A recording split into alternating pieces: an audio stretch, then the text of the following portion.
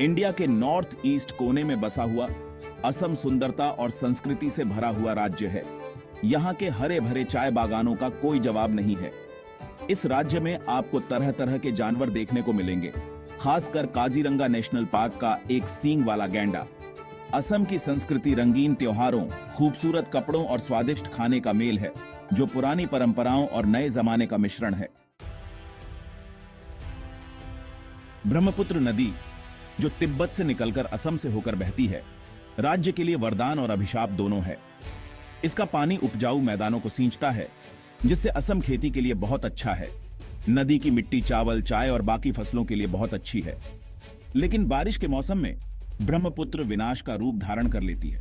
नदी का ढलान कम हो जाता है, जिससे यह घूमने लगती है और कई छोटी नदियां बन जाती हैं। बारिश का पानी और पिघलती बर्फ से यह नदी और फैल जाती है, जिससे बाढ़ आ जाती है। जंगलों की कटाई और इंसानों के काम नदी को और अप्रत्याशित बनाते हैं। मिट्टी जमने से नदी का तल ऊपर उठ जाता है, जिससे उसकी पानी ले जाने की क्षमता कम हो जाती है। इन सबके बावजूद ब्रह्मपुत्र असम की पहचान का एक अहम हिस्सा है, जिसका जिक्र लोक कथाओं में भी मिलता है। जैसे जैसे जलवायु परिवर्तन बढ़ रहा है, इस शक्तिशाली नदी को संभालने के लिए अच्छे उपायों की जरूरत है। जून आते ही असम में उम्मीद और डर दोनों छा जाते हैं। दक्षिण पश्चिम मानसून, जो खेती के लिए बहुत जरूरी है, बाढ़ के मौसम की शुरुआत का भी संकेत है।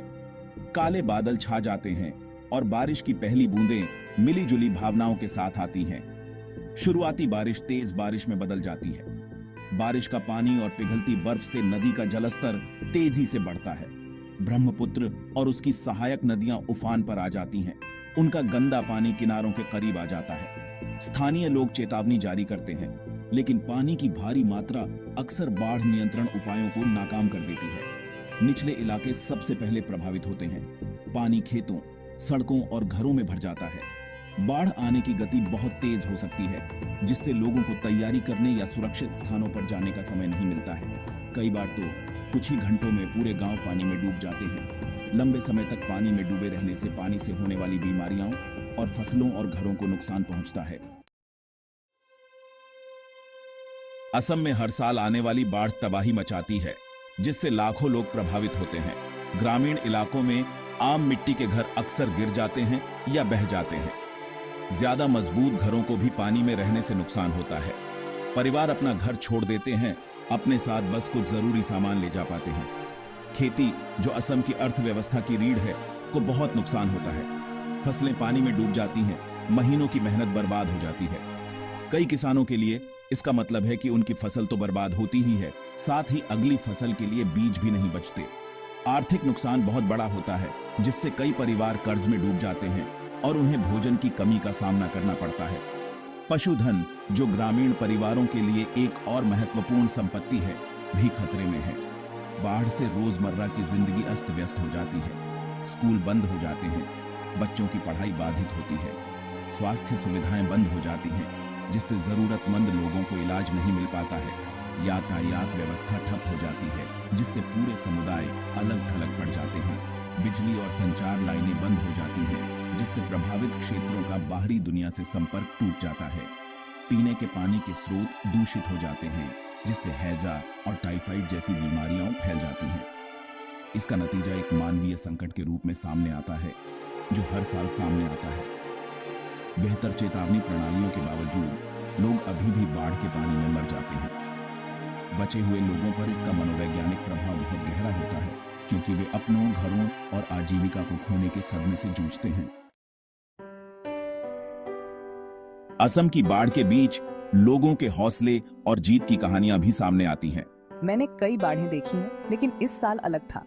पानी इतनी तेजी से आया कि हमें बच्चों को लेकर भागने का भी मौका नहीं मिला। लक्ष्मी और उसका परिवार 3 हफ्ते राहत शिविर में रहे। जब वे वापस लौटे तो उनका घर और फसल सब बर्बाद हो चुके थे। फिर भी उसकी आवाज में एक दृढ़ता थी जब उसने कहा, हम फिर से बनाएंगे, हमेशा की तरह। जब बाढ़ आई तो हमने सब कुछ खो दिया, हमारा घर, हमारा सामान, यहाँ तक कि मेरी साइकिल भी, जिससे मैं काम पर जाता था। हफ्तों तक हम चाय बागान नहीं जा सके। काम न होने का मतलब था पैसे न होना। बाढ़ का आर्थिक प्रभाव उन लोगों तक भी पहुंचता है जिनके घर सूखे रहते हैं। हमारा पूरा मोहल्ला पानी में डूबा हुआ था। हमारे पास जाने के लिए कोई जगह नहीं थी। सुरक्षित जगहों पर कोई रिश्तेदार नहीं था। हमने कई दिन एक स्कूल की छत पर बिताए। जो भी खाना राहत कर्मी लाते थे उसी से काम चलाते थे। अजीजुल जैसे लोगों के लिए ठीक होना एक लंबी और कठिन प्रक्रिया है, क्योंकि उनके पास संसाधन और मदद बहुत कम होती है। जब बाढ़ आई तो सब एक साथ आ गए। हमने फंसे हुए परिवारों को बचाने के लिए टीम बनाई, अपना खाना और संसाधन बांटे और एक दूसरे को फिर से घर बनाने में मदद की। प्रणब की कहानी असम की बाढ़ की कहानी का एक महत्वपूर्ण पहलू दिखाती है। बार बार आने वाली आपदाओं के बावजूद यहाँ के लोगों का हौसला और एकजुटता। ये कहानियां जहाँ एक तरफ दिल दहला देने वाली हैं, वहीं दूसरी तरफ उम्मीद और अदम्य मानवीय भावना की झलक भी दिखाती है। बाढ़ अमीर गरीब में फर्क नहीं करती, लेकिन सबसे ज्यादा नुकसान गरीबों को ही उठाना पड़ता है। बचे हुए लोगों पर इसका मनोवैज्ञानिक प्रभाव बहुत गहरा होता है, क्योंकि वे अपनों, घरों और आजीविका को खोने के सदमे से जूझते हैं। बेहतर चेतावनी प्रणालियों के बावजूद लोग अभी भी बाढ़ के पानी में मर जाते हैं। बचे हुए लोगों पर इसका मनोवैज्ञानिक प्रभाव बहुत गहरा होता है, क्योंकि वे अपनों, घरों और आजीविका को खोने के सदमे से जूझते हैं।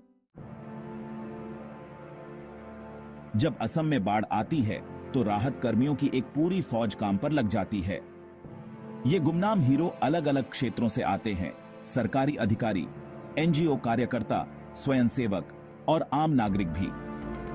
उनके प्रयास बाढ़ प्रतिक्रिया की रीढ़ होते हैं।